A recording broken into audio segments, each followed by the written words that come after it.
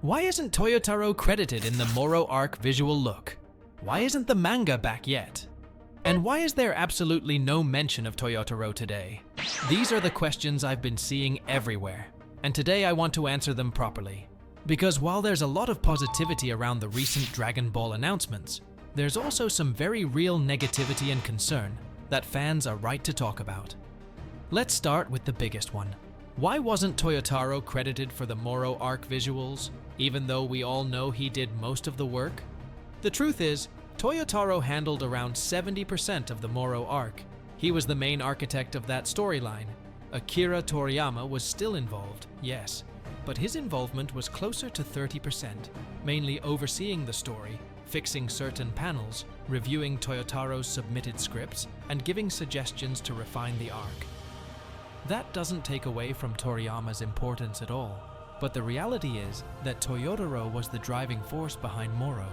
So why is Toriyama's name front and center, while Toyotaro's is missing? The answer is simple, and honestly, kind of dark. Toriyama's name prints money. His name carries decades of legacy, trust, and emotional weight. When fans see Akira Toriyama, excitement skyrockets instantly. Projects feel safer, bigger, more important. On the other hand, when his name isn't mentioned, the reaction is often the opposite. Skepticism, doubt, and even backlash. That's the harsh reality of branding. But here's the issue. That doesn't make it fair. Toyotaro is the main creator of the Moro arc. He is not just helping out. He is the future of Dragon Ball's storytelling. The key visuals should have included both names, the same way the manga does it. Toriyama and Toyotaro side by side. That alone would have educated casual fans, built trust, and properly introduced Toyotaro to people who still don't know who he is. Especially now.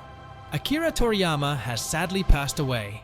And whether people like it or not, the future of Dragon Ball now rests on Toyotaro as the successor, alongside Akio Iyoku, who is clearly positioning himself as the guiding hand for the franchise going forward. This was the perfect opportunity to give Toyotaro proper recognition, in trailers, in key visuals, and in marketing, not just quietly in the background. Now, to be fair, I do believe Toyotaro's name will appear when the Moro arc actually premieres, likely in the end credits. But that's not enough. He deserves visibility before that point. Giving him credit early builds confidence in the audience and strengthens the future of the franchise. Now let's talk about the manga, because this part is crucial. There are strong rumors that the Dragon Ball Super manga will continue this year, and honestly, it has to. If it doesn't continue this year, we're heading straight into trouble. Here's why. Akio Iyoku has very clearly set the stage for Toyotaro by readapting older arcs, enhancing them, fixing continuity issues, and giving the anime time to breathe. That's not random, that's intentional. It gives Toyotaro the one thing he needs most right now: time to cook. Time to create new arcs, new villains, and new stories that the anime can later adapt properly. But if the manga doesn't return and move the story forward, the anime will eventually hit another wall. And once that happens, we're back in the same drought situation we've already suffered through before. Long breaks, uncertainty, and no clear direction. So yes, the manga needs to continue. The story must progress. This isn't optional if Dragon Ball wants a stable future. Now, before we wrap up, it's shout-out time, because the support on the last video was genuinely insane, and I want to give credit where it's due. First shout-out goes to DBZ287, who said, "I don't get it. You said the U6 arc will be slightly longer, but the notes were shorter. Is it shorter or longer?" I think you might have missed what I meant, bro, so let me clear it up properly. The U6 arc will be shorter than the original Super Anime version, but still slightly longer than the Beerus and Resurrection F arcs in the remake.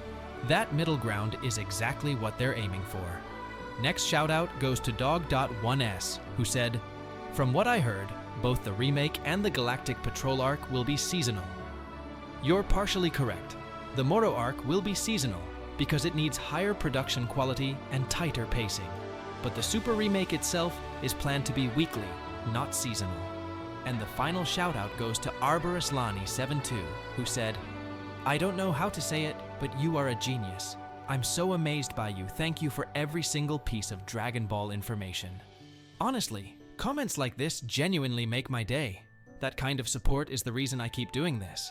So yeah, this was a shorter video than usual, but sometimes that's exactly what works best. If you enjoyed it, you already know what to do. Like, subscribe, and stay tuned. Until next time, take care and see you.